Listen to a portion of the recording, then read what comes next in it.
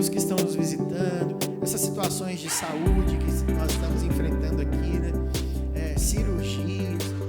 Ludinei, como é que tá a mão? Fez a cirurgia? Ainda não. Tá mexendo, por isso que eu perguntei se fez a cirurgia. Olha, glória a Deus, não mexia nada. Aleluia, louvado seja Deus, né? Coisa boa, ó. Já dá até tchauzinho já de mão aberta. Antes era aquele tchauzinho pão duro, né? Aquele tchau assim, ó. Tchau. Vamos orar por isso? Vamos fechar os nossos olhos. Deus, nós colocamos diante de Ti, Pai, nossos irmãos, amigos, Senhor, pessoas que hoje estão nos visitando, aleluia, Pai, que o Senhor toque profundamente em seus corações, em suas mentes, ó Deus, que o Espírito Santo do Senhor seja derramado sobre suas vidas. Nós te louvamos, ó Deus, por aqueles que vêm aqui a primeira vez, a segunda, aqueles que estão voltando, Pai, aqueles, ó Deus, que têm passado, Senhor, por situações difíceis, que estão aqui, ó Pai, mas que o coração está angustiado, está pesado, Senhor. Às vezes está aqui, Senhor, esperando uma cirurgia de um ente querido. Nós colocamos, ó Pai, todas essas situações no Teu altar. Ó Deus, o Senhor é o Deus que vai à nossa frente. A Tua palavra nos garante isso. Jesus, em João 14, diz que Ele estava indo à frente preparar lugar. E o Senhor conhece todas as coisas, Pai. Antes de chegarmos aqui, o Senhor já tinha preparado este momento. Depois que saímos daqui, o Senhor tem coisa boa preparada para nós, ó Pai. Nós cremos, o Senhor está à nossa frente. Por isso nós oramos, ó Deus, por aqueles que estão enfermos, ó Pai. Clamando, ó Deus, que o Senhor os visite nessa hora com o Teu Espírito Santo, curando, sarando, transformando, ó Pai, aquele que está às vezes acamado, Pai, afofa o leito, Pai, afofa, Senhor, ali o travesseiro, Pai, que haja conforto, que haja sustento e sobretudo que haja cura, em nome de nosso Senhor Jesus Cristo. Pai, que este lugar, essa casa, essa atmosfera, esse lugar santo, que respiramos santidade, possa, ó Deus, entrar na nossa mente e coração e sairmos daqui, ó Deus, sabendo que hoje nós tivemos um encontro com o Senhor, ó Pai. E quando nós temos um encontro contigo, aleluia, o Senhor muda a história, o Senhor muda a vida, o Senhor transforma, Pai, o pranto em sorriso, o Senhor transforma, Senhor, a angústia em óleo de alegria, aleluia, e nós queremos isso, Pai, não sair daqui alienados, mas sair daqui impactados pelo Deus que age em nossas vidas. Senhor, em nome de Jesus, age na vida da Tua igreja hoje, Pai. Transforma a nossa realidade para o Teu louvor e para a Tua glória. Nós oramos, ó Pai, e dedicamos a Ti nossas vidas, em nome de Jesus. Amém. Glória a Deus. Amém. Ô Cris, senta lá do lado da esposa. O Abraão que gosta disso. O Abraão faz questão, sabe? O Abraão, ele é romântico. O Abraão é romântico, né? Ele gosta de uma musiquinha de fundo, embalando e tal. Eu também gosto, mas hoje vai demorar, você vai ficar sentado ali, vai cansar o dedo, porque eu vou pregar 3 horas e 45 minutos.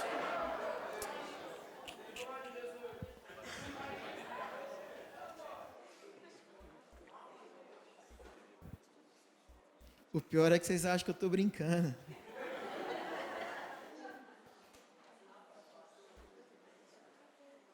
Quem trouxe caldo hoje? Esse caldo hoje vai virar café da manhã. Você pode abrir comigo sua Bíblia em Livro dos Juízes, capítulo 7, versículos do 1 até o final. Agora sim, brincadeiras à parte, né? Não quero falar nem de mais e nem de menos, tá bom? Então não fica aí numa expectativa que vai ser rápido e nem com aquele temor que vai demorar demais. Vai ser na medida certa, deixa Deus agir, tá bom? Deixa Deus falar com você. Essa palavra, ela tem me incomodado há 1 mês. Há 1 mês. Há 1 mês Deus tem falado no meu coração. Há 1 mês eu em oração coloquei com o Senhor que nós íamos conversar sobre isso no primeiro domingo de agosto. Então, é algo que o Senhor tem trabalhado no meu coração durante 1 mês. E eu queria que você ouvisse com atenção, caminhasse junto comigo, mais uma vez, não sou pregador, eu gosto de contar história. Então é o seguinte, se você em algum momento desembarcar da nossa pregação aqui, você levanta e fala, pastor, não entendi, volta aí, recapitula, porque a gente tem que caminhar junto e chegar junto no final, tá bom? Então, em nome de Jesus, vamos caminhar aqui com Juízes, capítulo 7. Gideão, com os 300 homens, vence os midianitas. Estamos juntos? Se você não tem Bíblia, ou o texto está na televisão ali, tá bom? Diz assim o texto da palavra do Senhor. Juízes, palavra do Senhor em Juízes, capítulo 7, versículo 1 diz: Então, Jurubaal, que é Gideão, se levantou de madrugada, e todo o povo que com ele estava, se acamparam junto à fonte de Arode, de maneira que o arraial dos midianitas lhe ficava para o norte, no vale, de frente para o outreiro de Moré. Antes aqui da gente continuar, deixa eu só esclarecer, porque eu não vou voltar nisso depois, né? Jurubaal, o que é Jurubaal? Baal era o deus dos midianitas. E o texto anterior, Gideão, levantado por Deus, foi lá e derrubou o altar de Baal. Então, o povo, quando viu o altar derrubado, quis matar Gideão, mas o pai dele não deixou, interviu, conversou e tal. E aí as coisas não aconteceram. O povo então colocou um apelido em Gideão, aquele que combateu com Baal, aquele que ofendeu Baal. Então, na verdade, é um deboche. É como se eles dissessem assim: levantou a mão para Baal, agora a mão vai cair. Eles estão falando assim, ó, é uma maldição. Olha, você brigou com Baal, mas você vai perder. A ideia é essa, o apelido é esse. A ideia do apelido é que ele não prevaleceria a partir do momento em que ele ofendeu Baal. Mas nós vamos continuar vendo que a história não foi bem assim. Versículo 2. Disse o Senhor a Gideão: é demais o povo que está contigo, para eu entregar os midianitas nas suas mãos. Israel poderia se gloriar contra mim, dizendo: a minha própria mão me livrou. Apregou-a, pois, aos ouvidos do povo, aos ouvidos do povo, dizendo: quem for tímido e medroso, volte, retire-se para a região montanhosa de Gileade. Então voltaram do povo 22 mil soldados foram embora, e 10 mil ficaram. Ainda está bom, né? 10 mil, vamos lá para a guerra com 10 mil. Disse mais o Senhor a Gideão: ainda há muito povo, há povo demais com você. Jesus, o que vai acontecer? Faze-os descer a água, e ali os provarei. Aquele de quem eu te disser, este irá contigo, este contigo irá. Porém, todo aquele que eu te disser, este não irá contigo, esse não irá. Fez Gideão descer os homens às águas. Então o Senhor lhe disse: todo que lamber a água com a língua, como faz o cão, esse porás à parte, como também todo aquele que se abaixar de joelhos a beber. Foi o número dos que lamberam a água com a mão 300 homens. E todo o restante do povo se abaixou de joelhos a beber a água. Então disse o Senhor a Gideão: com estes 300 homens que lamberam a água, eu vos livrarei. Entregarei os midianitas nas tuas mãos, pelo que a outra gente toda que se retire, cada um para o seu lugar. Tomou o povo as provisões das suas mãos e as trombetas. Gideão enviou todos os homens de Israel, cada um à sua tenda, porém os 300 homens reteve consigo. Estava o arraial dos midianitas abaixo dele no vale. Sucedeu que naquela mesma noite o Senhor lhe disse: levanta-te e desce contra o arraial, porque o entreguei nas tuas mãos. Se ainda temes atacar, desce tu com o teu moço pura ao arraial, e ouvirás o que dizem o que dizem. Depois, fortalecidas as tuas mãos, descerás contra o arraial. Então desceu com ele o seu moço pura até a vanguarda do arraial. Os medianitas, os amalequitas e todos os povos do Oriente cobriam o vale como gafanhotos em multidão.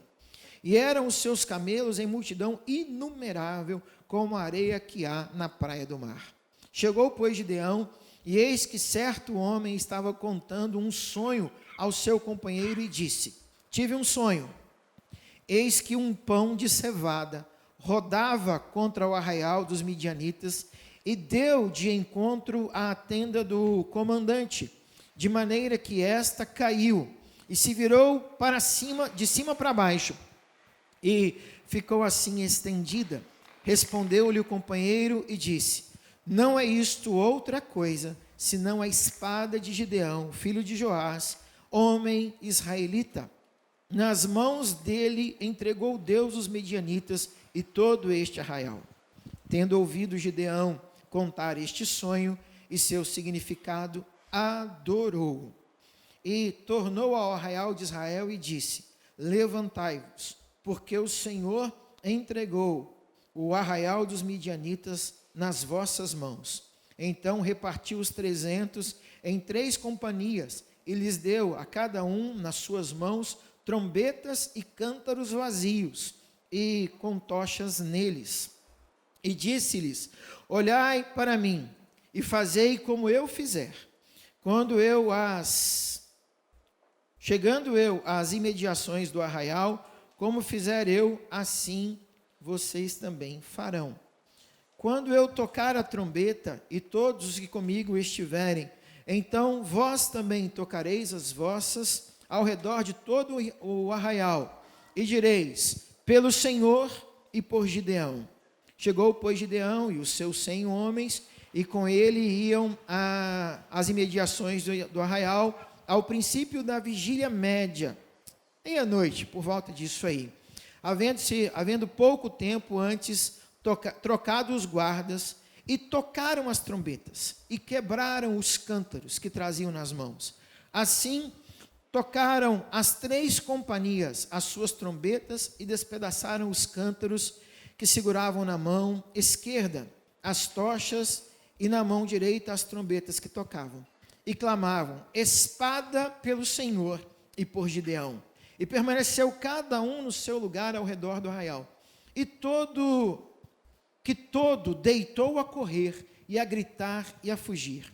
Ao soar das 300 trombetas, o Senhor tornou a espada de um contra o outro, e isso em todo o arraial, que fugiu rumo a Zererá, até Betel-Sita, até o limite de Beal-Meolá, acima de Tabate. Então os homens de Israel, de Naftali, de Aser e de todo Manassés foram convocados e perseguiram os medianitas. Gideão enviou mensageiros a todas as montanhas de Efraim, dizendo: descei de encontro aos medianitas e impedi-lhes a passagem pelas águas do Jordão até Bet-bara. Convocados, pois, todos os homens de Efraim, cortaram-lhe a passagem pelo Jordão até Bet-bara, e prenderam os príncipes dos midianitas, Oreb e Zeebe. Mataram a Oreb na penha de Oreb, e a Zeebe mataram no lagar de Zeebe. Perseguiram os midianitas e trouxeram as cabeças de Oreb e Zeebe a Gideão, da além do Jordão. Amém. Aleluia. Senhor, Tu és grande, Pai. Tu és grande, Tu és poderoso, Tu és tremendo, Senhor. O Deus que age, o Deus que faz, o Deus que fala.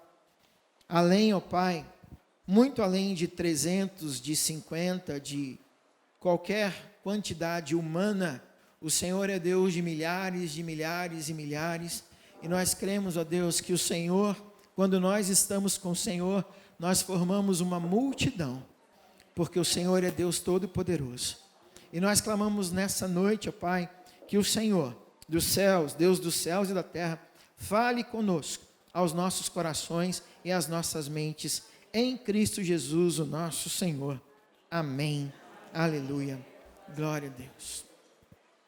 Ultimamente aqui na igreja, a gente tem jogado aí sextas-feiras um futebol. E eu gosto de futebol. Gosto de correr, jogar bola, não gosto de perder, né? Faz parte, não é isso?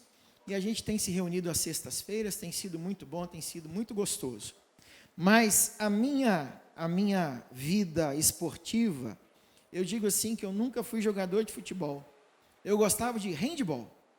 Quem já jogou handball aí? Escola, né? A gente gosta, faz muito, pratica muito handball. Mas eu pratiquei handball até depois da escola, no time da cidade. Fui praticar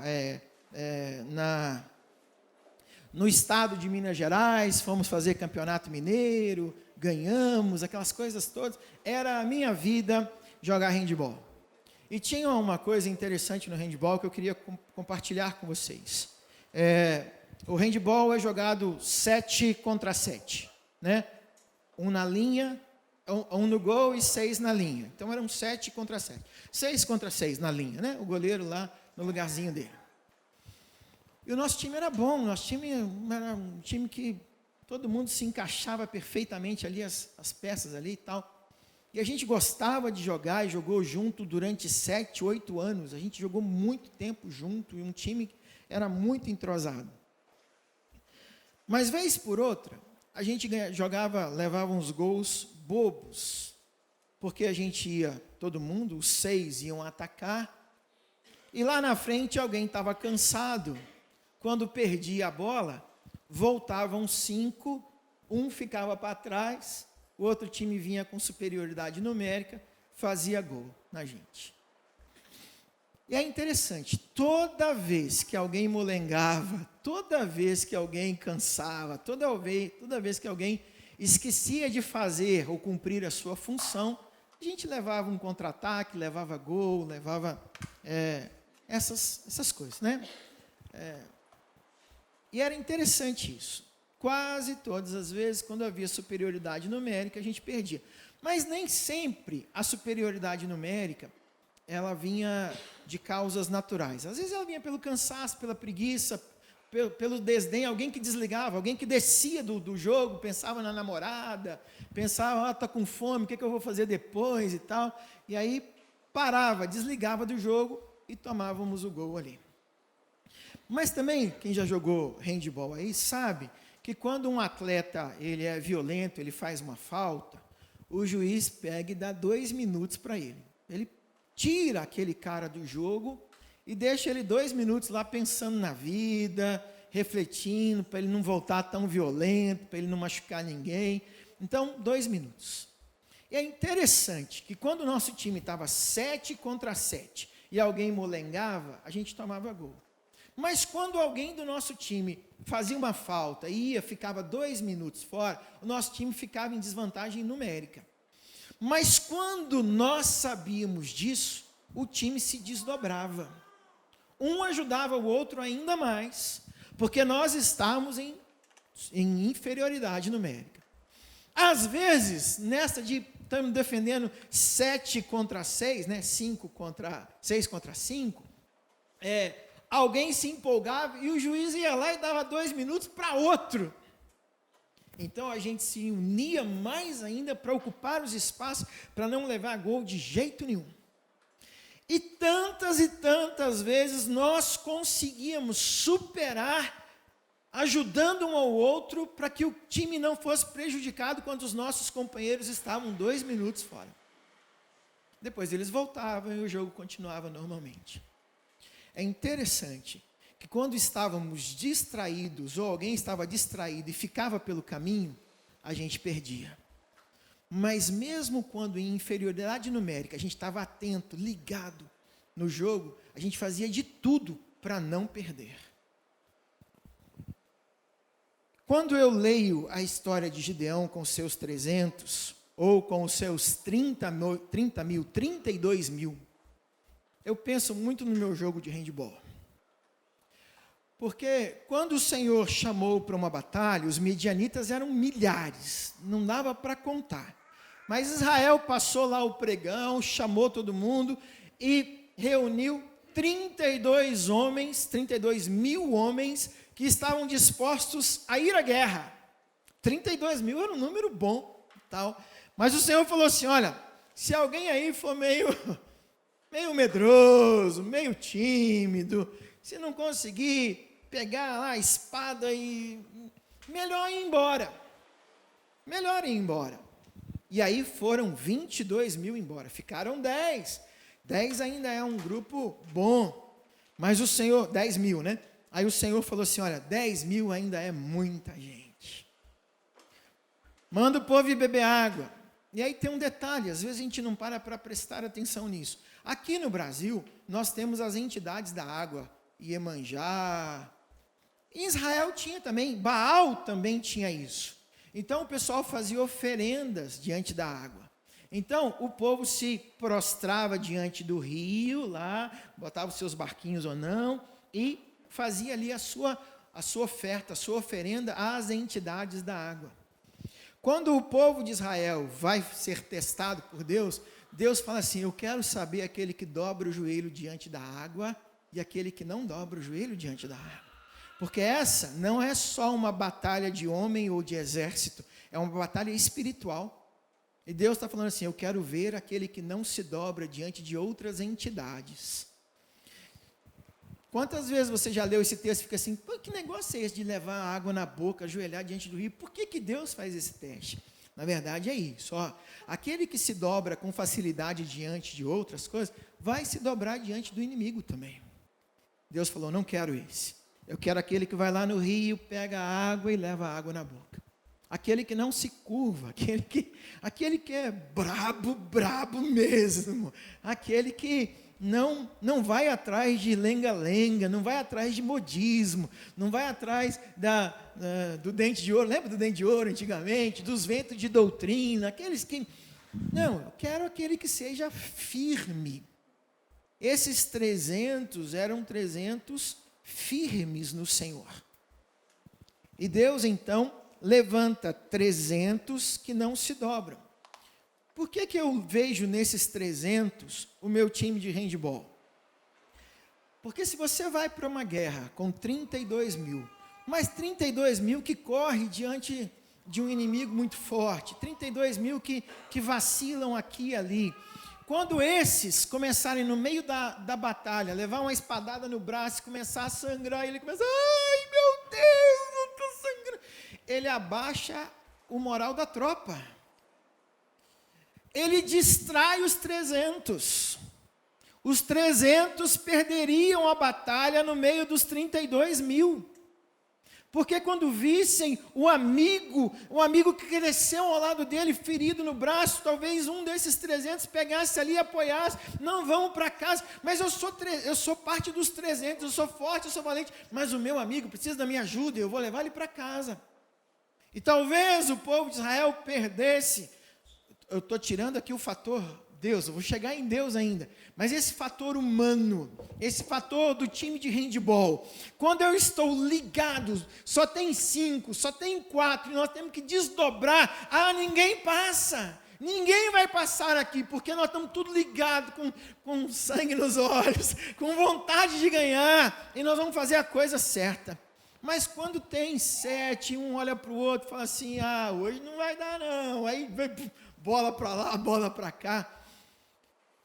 300 ligados, antenados, fortificados do Senhor, valiam por 32 mil. Mas 32 mil pensando, meu filho nasceu ontem, eu vou para a guerra hoje, será? 32 mil pensando assim, eu acabei de colher o trigo, eu vou para a guerra e vou perder meu celeiro. 32 mil desligados virariam presa fácil. Entendem aí a lógica humana? Ainda não cheguei no espiritual. O humano. Quando no meio de uma batalha nós encontramos aquele que está disposto a correr, ele influencia os outros. Vocês já viram filmes de guerra? Quando alguém rompe as linhas, o pessoal fala, rompeu a linha, tem que fechar a linha de novo, porque senão isso apavora, gera medo, gera dor. As táticas de guerra estão aí. Quando você consegue ferir alguém e ele volta ferido, todo mundo olha e fala, ai meu Deus, nós vamos morrer. Porque chega ferido, chega com sangue, chega com dor, chega com sofrimento, isso abala todo mundo. Humanamente falando, 32 mil eram muitos, mas 300 ligados no giraia, né? Antenado no negócio, querendo fazer, são mais poderosos do que os 32 mil. Tá? Vale para a nossa vida aí. Se você tem uma equipe que distrai demais, uma equipe que vê os shoppings, que vê a lua, que chora emotivamente por qualquer coisa, mas na hora do vamos ver, ele atrapalha, não é uma equipe saudável. Tem equipes com 12, como Jesus tinha, que impactam o mundo. Tem equipes com muito mais que não conseguem o mesmo que Jesus fez. Mas aí eu vou entrar no poder de Deus, eu chego lá. 12 bem treinados valem como 300 bem treinados. Entende isso? Entende essa lógica aí no seu dia a dia? Às vezes nós temos lá uma fabriquinha, nós temos um comércio caseiro ali do bairro e tudo mais, e não entendemos por que não dá certo, mas há muita distração, a equipe não joga junto, a equipe não quer, é distraída, qualquer coisa leva, tem um filme ali, tem uma novela hoje, você viu a novela enquanto estão roubando a loja, está todo mundo distraído, todo mundo vivendo, né? Deixa a vida me levar. 300 ligados, antenados, valem mais do que 32 mil. Vou entrar agora no espiritual, mas estamos juntos aí? Meu time de handball ligado não tomava gol, mas distraído tomava gol adoidado. Correto? Então vamos lá. O povo de Israel aqui, então, ele chama para a batalha 32 mil. Deus fala, é muito, manda embora. 22 mil vão embora, ficam 10 mil. Deus fala, ainda é muito. Mas Deus fala, por que ainda é muito? Porque alguém pode chegar lá, igual o Abraão, que hoje está malhando, correndo 5 quilômetros todo dia, né? Musculoso, e falar assim, vem em mim, né? Pode deixar que essa aí eu ganho, pode deixar... quantos tem lá? 500? Sim, 500 é pouco, manda 600, porque 500 eu vou ganhar fácil. Ele vai, porque ele está malhando, ele está confiante, né? E Deus fala assim, eu não quero as pessoas que confiam em si. Já Jeremias capítulo 17, versículo 5, fala, maldito o homem que confia no homem, faz da carne mortal o seu braço, aparta o coração do Senhor. Depois ele continua assim, mas bendito o homem, bem-aventurado o homem, feliz o homem que faz do Senhor o seu sustento. Ele é como árvore plantada junto à corrente das águas, que dá fruto, não receia quando vem o calor, e tudo quando ele faz vai prosperar. Por quê? Porque ele não está falando, eu sou bom demais, ele não está falando assim, eu já fiz MBA, eu já fiz, isso aí também, eu sei falar inglês, alemão, francês, italiano, ele não está falando assim dos meus currículos, ele está falando assim, eu confio que Deus é comigo. E se Deus é por nós, quem será contra nós? Esses 300, Deus olha para ele e fala assim, talvez não fossem os mais musculosos, talvez não fossem os mais fortes, talvez não fossem os melhores soldados, mas eram os soldados que confiavam que Deus estaria ali. Esses 300, eles não são 300 aleatórios, eles são 300 que nasceram do joelho dobrado pela fé, não diante de Baal, mas diante do Deus vivo e todo-poderoso. Esses 300 são igual Daniel, Ananias e Zacarias e o outro lá, como é que é? Né? Abidnego vem depois, né? Ele muda o nome para Sadraque, Mesaque e Abidnego. Daniel, Sadraque, Mesaque e Abidnego. Vou ficar com esses aí. né? O rei faz a estátua imensa e fala assim, quem se prostrar diante dela vai viver, mas aquele que não se prostrar vai ser lançado lá na fornalha. Aí vira os três lá e fala assim, rei, eu não posso me curvar diante de uma estátua, eu me curvo diante de um Deus que é muito maior do que a estátua, diante dessa estátua eu não vou me curvar. Aí o rei fala assim, eu vou aumentar a lenha, vai ficar 7 vezes mais quente. Aí os três falam assim, rei, se o senhor me jogar lá e Deus quiser me livrar, Ele vai livrar. Agora, se Ele não quiser me livrar e eu vou morrer lá no fogo de 7 vezes mais, eu vou continuar dizendo que Deus é Deus, e eu não vou me curvar diante da sua estátua. O rei fica furioso, faz a estátua, o fogo 7 vezes mais quente, joga os meninos lá, mas os meninos ficam vivos. Por quê? Porque agora não está ali lutando a batalha deles. Deus luta as suas batalhas. Deus entra na fornalha com eles. Deus está ali, eles saem da fornalha, porque a presença de Deus ali não os deixa queimar naquela fornalha. Da mesma forma, esses 300 homens vão para a batalha e talvez até estivessem com medo, talvez até dissessem, olha, essa multidão aí não dá para ganhar, mas tem um Deus comigo. Tem um Deus que vai à frente. Tem um Deus que falou, 300, se Deus falou 300, vamos com 300, se Deus falar são 3, vamos 3, porque com Deus nós somos uma multidão. Então o povo vai para aquela batalha, 300 em estado de alerta, talvez cada um valendo por 10, por 100, por 500, e eles vão para a batalha, dispostos a viver, dispostos a morrer, dispostos a lutar pelo Senhor, dispostos a caminhar, como um time de handebol que confiava que ia ganhar, mas que não tinha essa visão de que Deus lutava por nós, porque não era, ali era cada um por si mesmo. Mas quando nós entendemos que aquele time de futebol ainda faltava alguma coisa, faltava Deus, e que na nossa vida nós podemos estar ligados, mas falta Deus. E quando nós estamos ligados no Senhor, fazemos parte de um exército imbatível. Imbatível. Você entende por que não foram 32 mil para a batalha? Porque o Senhor falou assim, no meio da batalha, aquele que não estiver disposto a batalhar, ele vai morrer ou ele vai se ferir e ele vai atrapalhar o moral da tropa. Ele vai atrapalhar a caminhada da tropa. Eu digo para você, meu irmão, que em Deus nós somos imbatíveis, mas foca em Deus, foca no Senhor, olha para o Senhor, olha para as estratégias que Deus está nos dando, ouça a voz do Senhor, porque Deus continua falando conosco, né? Na palavra da Rita aqui, eu separei as músicas, eu orei, eu estava lá ligada no Senhor, e hoje de manhã o pastor falou um negócio, opa, ligou, está ligado na terra, está ligado no céu, porque o Senhor testificou ali, o Senhor é o Deus que continua falando. Falou, lá em julho, traz essa palavra para a igreja, para que a igreja mantenha o foco, para que a igreja olhe única e exclusivamente para o autor da guerra, da salvação, aquele que luta por nós, o Deus da peleja.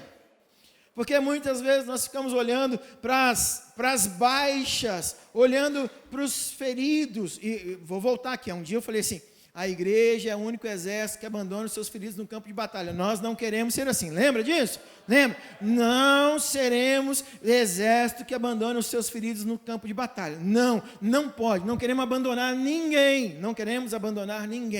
Mas muitas vezes nós somos os 300 aqui que ficam olhando para os feridos, e ao invés de ir lá e cuidar e sarar e voltar com ele para o campo de batalha, a gente olha e fala assim, olha lá, aquele irmãozinho está ferido, olha lá, aquele irmãozinho ali está com problema no casamento, olha lá, aquele irmãozinho ali está com problema no financeiro, aí a gente olha para a igreja, aí é um com problema ali, outro com problema ali, outro com negócio ali, outro ferido aqui, outro, eu não vou não, mas por que eu vou nessa igreja, todo mundo ferido, todo mundo cambaleando, porque a gente olha para a ferida, porque a gente olha para aquele que ele está precisando de ajuda, eu vou lá e ajudo, mas se eu focar na ferida dele, eu não farei parte dos 300 que vão triunfar, eu vou desanimar no meio do caminho.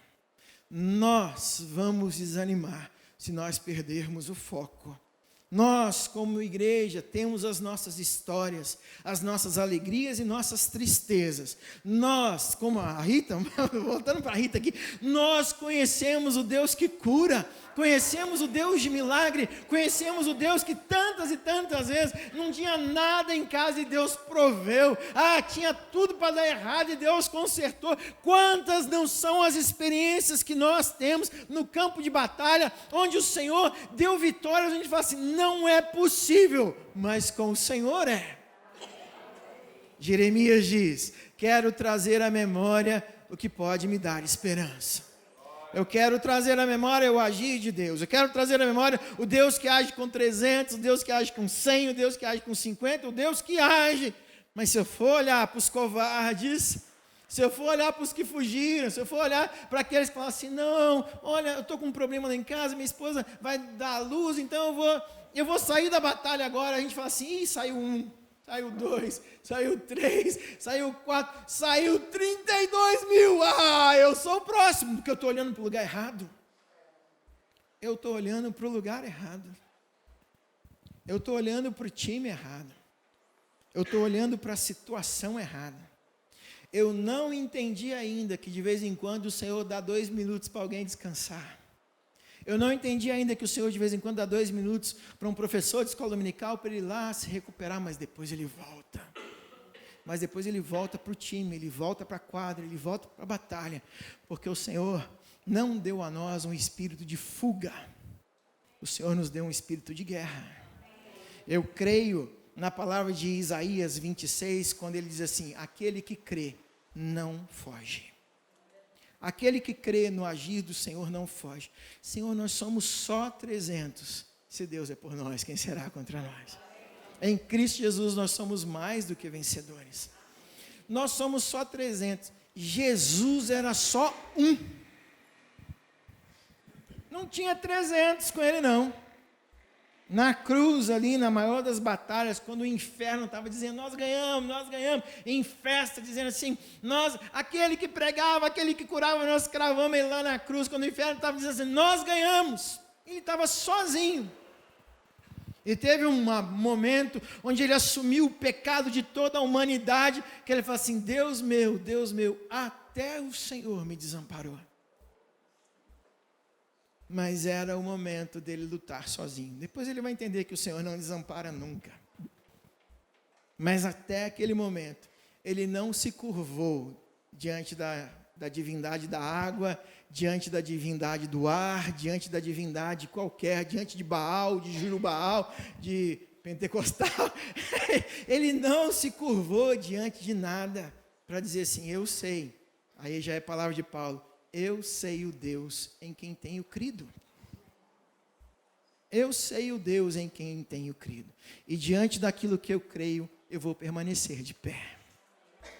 Eu faço parte dos 300. Esses dias aí estava conversando com o irmão aí de tatuagem. Eu quero fazer uma tatuagem, pastor, mas não sei que tatuagem que eu vou fazer. Me veio aí, faz uma tatuagem 300 por Cristo. E o Abraão ainda falou assim, põe o 300 assim, o Cristo assim, faz uma cruz, não sei como. Não sou contra, não gosto de tatuagem, tá? Isso aí você leva na brincadeira. Mas, olha só, se eu tiver que marcar alguma coisa, que sejam as marcas de Cristo. Se eu tiver que marcar a minha vida, que sejam as marcas de Cristo. Se eu tiver que levar à frente alguma imagem, que seja a imagem de Cristo. Se eu tiver que viver por alguma marca, que seja aquilo que Cristo fez na minha vida. Por isso eu disse, 300 por Cristo. 300 lutando com aquele que é o Rei dos Reis, o Senhor dos Senhores. 300 lutando com aquele que é o dono da espada, que é o dono do ouro, que é o dono da guerra. 300 lutando com aquele que nunca perdeu uma batalha sequer. Esses homens foram para a batalha e foram vitoriosos, porque Deus estava com ele. Meu irmão, o que tem feito você perder o foco nas suas lutas? Como família, como igreja, como pessoa, está focando nas pessoas, situações erradas, foca no Senhor Jesus. Conhecem a história da vaquinha? É conhecida a história da vaquinha? Vou lembrar para você que não conhece ainda a história da vaquinha. Um sábio estava lá com o seu discípulo, andando pelas estradinhas de Minas Gerais, andando por umas estradinhas, e ele entrou numa fazendinha. E a fazendinha, meu Deus, estava caindo aos pedaços. Não tinha nada. Um campo, um pasto assim imenso, bonito, mas não tinha nada. O curral caindo aos pedaços e tal. E ele chegou para o fazendeiro e falou assim: eu posso me hospedar aqui essa noite, passar aqui, a estrada é perigosa. O fazendeiro: pode, fica aqui. E à noite o fazendeiro contou para ele assim: olha, essa fazenda aqui é muito abençoada. Sabe por quê? Nós temos uma vaquinha. E essa vaquinha dá leite, a gente faz queijo com ele, a vaquinha puxa o arado, a vaquinha faz o torno rodar para quando a gente tem algum grãozinho aqui e tal. E essa vaquinha, se essa vaquinha morrer, nós estamos perdidos, porque a vida dessa fazenda depende da vaquinha. Aí de madrugada, dormiram e tal, de madrugada o sábio foi embora, e com ele o seu ajudante, ali, o seu discípulo. Quando chegaram lá no alto do morro, encontraram a vaquinha. Aí o sábio falou assim: empurra essa vaquinha no penhasco. Aí o monge, o discípulo falou assim: mas o pessoal lá depende dela. Se essa vaquinha morrer, o que eles vão fazer? A fazenda depende dessa vaquinha. Aí o sábio falou: empurra a vaquinha. E aí o discípulo foi lá, com muita dor no coração, e empurrou a vaquinha. A vaquinha morreu.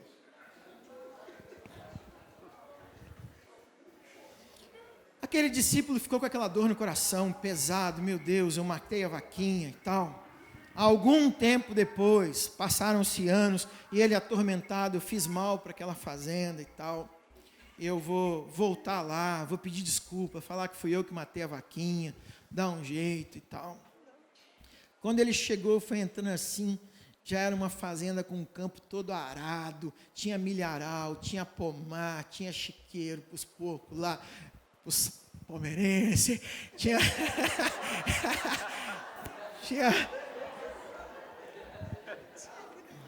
tinha um monte de coisa assim, ó. Aí ele chegou lá, chegou para o dono da fazenda, se apresentou, mas o dono não conheceu. Ele falou assim: olha, eu já passei por essa fazenda há um tempo atrás, mas ela não era assim, ela era toda pobrezinha, né? O que aconteceu? Ele falou assim: rapaz, essa fazenda tinha uma vaquinha milagrosa, que nós dependíamos da vaquinha para tudo. Um dia a vaquinha sumiu.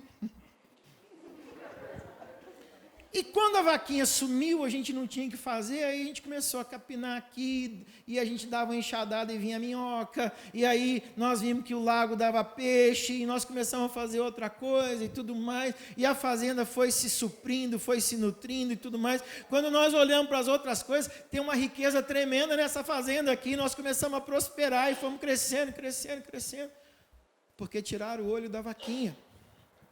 Nós, como igreja, temos um Deus dono de todas as coisas, Senhor de todas as coisas, mas muitas vezes nós focamos na vaquinha e achamos: não vai dar certo, nós somos pobrezinhos, nós somos feinhos, nós temos a orelha em pé, o nariz é torto, a gente não prega tão bem assim, o pastor fica contando história lá na frente, e a gente começa a achar que é isso que vai dar, e não é nada disso. Esses 300 não podiam olhar para o exército de Midian, mas eles podiam olhar para o Rei dos Reis e Senhor dos Senhores. E isso fez toda a diferença naquela guerra, naquela batalha. Por isso eu digo: pare, meu irmão, de chorar. Algumas perdas são necessárias, mas até as perdas têm um período de luto. Nós não podemos ficar no luto o tempo inteiro. Aquele que ficar no luto o tempo inteiro vai adoecer. Aquele que ficar no luto o tempo inteiro vai ficar chorando pela vaquinha, e vai acabar com a fazenda, e vai morrer também, vai adoecer, vai entristecer. É preciso virar a página. Tem um samba antigo que dizia assim: levanta, sacode a poeira e dá a volta por cima. É preciso parar e olhar. Abraão um dia já estava com 100 anos, e aí Deus fez promessa para ele, já tinha 25 anos de promessa, e a promessa não cumpria. Aí Deus falou assim: Abraão, você está precisando acordar, filho, sai da tenda, Sai da tenda, olha para o céu. Do jeito que você está vendo esse céu cheio de estrelas, assim vai ser sua descendência. Olha para o céu, olha para a estrela, foca naquilo que Deus te deu. E para de olhar porque você tem 70, você tem 90, você tem 100 anos e Deus ainda não fez. Deus pode fazer infinitamente mais com 100 anos, com 300 homens, com 50, seja como for. Ele é Deus, Ele é todo poderoso. O nosso foco precisa estar nele. Senão nós vamos ficar chorando a vaquinha que foi para o brejo. Os 32 mil que não foram para a batalha. Aquele que comprou um carro melhor que o seu. Aquele que tem uma casa que não é a sua. Aquele que fez o que você queria fazer, mas não fez. Para de focar nessas coisas. Se você olhar para o homem, você vai olhar para os erros, você vai olhar e não vai caminhar. Olha para o Senhor e para tudo aquilo que Deus te deu.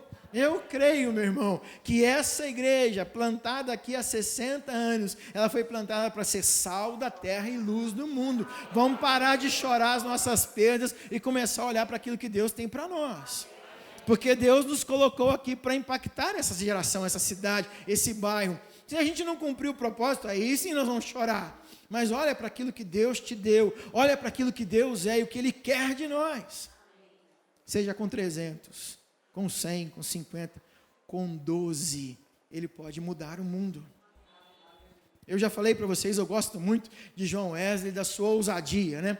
John Wesley um dia reuniu o concílio metodista lá na Inglaterra e falou assim: qual vai ser a nossa declaração de fé? Aí ele disse: então, nosso objetivo, depois de estudar a Bíblia, estudar a palavra, orar, nosso objetivo é o seguinte: reformar a igreja, reformar a nação e espalhar a santidade bíblica por toda a terra. Aí aquela multidão falou: aleluia, glória a Deus. Tinha 4 com ele. Tinha 4 camaradas que falaram assim: nós vamos revolucionar o mundo. Nós vamos espalhar a santidade bíblica por toda a terra. 4 caras. Porque não queriam andar em pecado. Não queriam satisfazer as coisas da sua carne, mas queriam agradar a Deus e impactar o mundo com a sua palavra. Nós precisamos voltar às nossas origens. Nós precisamos ser sal da terra e luz do mundo. Tem muito pecador aí fora. Tem muito peixe esperando a rede dessa igreja. Tem muita gente, meu irmão, precisando ouvir que nós somos os 300 irresistíveis. Nós somos um povo, uma geração que, temendo ao Senhor e nada mais, nós podemos fazer, porque Deus é por nós, e se Ele é por nós, nada nem ninguém será contra nós. Foca no Senhor. Essa mesa aqui é memorial. Essa mesa aqui o Senhor colocou para nós como memorial, para você entender assim: olha, se tudo estiver dando ruim, saiba que todas as coisas já foram feitas para a sua vitória em Cristo Jesus. O que essa mesa representa é a vitória sobre todos os inimigos. O pior deles, o maior deles era a morte, e Jesus venceu a morte. Para quê? Para que você tenha vida, e vida abundante. Você faz parte desses 300. Você faz parte desses 300. Eu estou afirmando, você faz parte desses 300. Amém? Glória a Deus. Não é dúvida. Você está em dúvida que você faz parte? Não tenha dúvida. Não tenha dúvida. Ah, pastor, mas é foco errado. Ah, mas eu não sei falar. Ah, mas eu não tenho dinheiro. É foco errado. Foca no Senhor. Olha para o Senhor. Porque em Deus faremos proezas.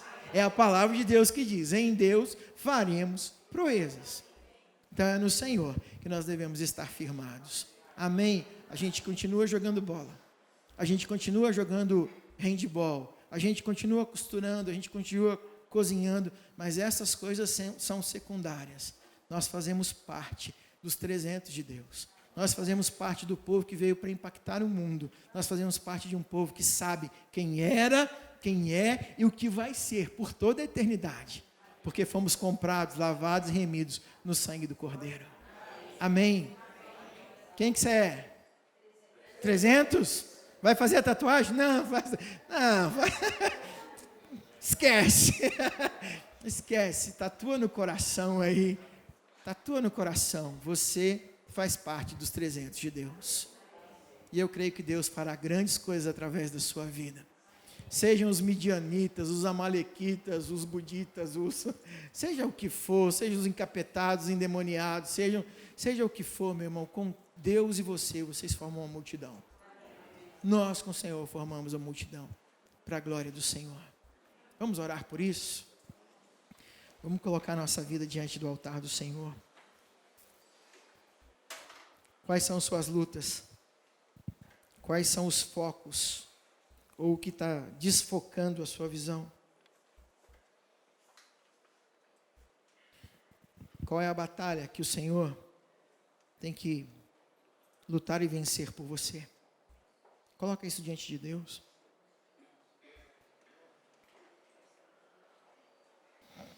Ah, Deus. Aleluia, Pai. Aleluia, Senhor, porque quando surgem os problemas, o Senhor nos chacoalha para dizer o Senhor é maior do que o problema. Quando surgem as doenças, as dívidas, quando surgem, Pai, as dificuldades, o Senhor nos chacoalha para dizer, eu estou acima de tudo isso. Ó Deus, quando Satanás quer gerar tristeza no nosso coração, quando o inimigo vem para roubar, para matar e para destruir a nossa vida, o Senhor vem com a tua luz, com a tua glória, com o teu amor para nos dar vida na vida, vida em abundância, vida em Cristo Jesus. Nessa noite, Pai, nós não queremos fugir. Nessa noite, Senhor, nós não queremos desistir. Nessa noite, Pai, nós não queremos pegar o caminho mais fácil, não olhamos, ó Deus, para as circunstâncias, mas nós queremos olhar para o Senhor, o autor da vida. Nós queremos olhar para o Deus da nossa salvação. Nós queremos olhar para o Deus que em Cristo Jesus providenciou todas as coisas, para que nós vivêssemos contigo, Pai, por toda a eternidade. O Senhor não quer só um momento com a gente. O Senhor quer a vida inteira, eterna, ao teu lado. Aleluia, Pai. Como é grande o teu amor. Como é grande a tua bondade. Como é santa a tua palavra, Deus, que nos impulsiona a querer mais do Senhor. Nós queremos ser teus 300, Deus. Nós queremos ser teus 12, Senhor. Nós queremos ter, ó Pai, o nosso lugar secreto de intimidade, um a um, cara a cara, face a face contigo. Porque, ó Deus, andando contigo é o melhor lugar para estar. Aleluia, Pai. Nós te exaltamos, bendizemos o teu nome e consagramos a ti nossas vidas. Para que possamos participar dessa mesa, Pai, lavados e remidos no sangue do Cordeiro. Deus, tira de nós todo medo. A tua palavra diz que o perfeito amor lança fora o medo. E o Senhor é o Deus que é amor. Deus é amor. O Senhor nos aperfeiçoa no teu amor. O Senhor é o Deus que caminha conosco, ó Pai, nos vales da vida por amor a nós. Aleluia. E por amar a nós, o Senhor entregou Jesus Cristo para nos dar vida, Pai. Nós te bendizemos, nós te exaltamos e consagramos a nossa vida a Ti, em nome de Jesus. Toda honra, toda glória, todo louvor, toda adoração sejam dadas a Ti, Rei dos Reis, Senhor dos Senhores. Na Tua presença, Pai, nós realizamos esse memorial que o Teu Filho nos mandou celebrar, tendo na lembrança a sua bendita paixão, morte, sua poderosa ressurreição e ascensão. Nós te rendemos graças, ó Pai, por esses benefícios que são inumeráveis, Deus. Aleluia. Exaltado seja o teu nome. Nós consagramos a Ti, ó Pai, as nossas vidas, mas consagramos também ao Senhor, ó Pai, estes elementos. Nós clamamos sobre estes elementos a Tua bênção, Pai, para que ao comer do pão tenhamos comunhão com o corpo de Cristo, e ao beber do cálice, comunhão com o sangue da nova aliança em Cristo Jesus. Abençoa o teu povo, Pai. Assim oramos em nome de Jesus. Amém.